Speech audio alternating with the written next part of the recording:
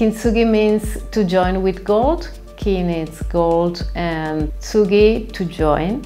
Kintsugi was born more than 500 years ago in Japan when the Emperor Ashikaga Yoshimasa broke his favorite ceramic bowls and sent them to China to be restored. He was very disappointed when he saw that they have been restored with metal staples, so he gave his favorite bowls to his artisan to solve the matter. Kintsugi is based in the ideals of Zen Buddhism and Wabi-Sabi philosophy, a philosophy centered on the acceptance of impermanence and imperfection. So you are creating like a piece of art, making it beautiful because you are using gold from a broken ceramic.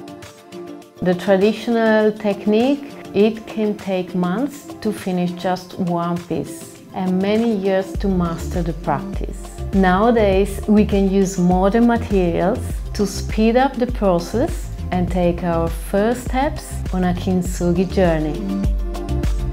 Please subscribe to the Domestika channel, and if you want to learn more about this technique, check out my online course on Domestika.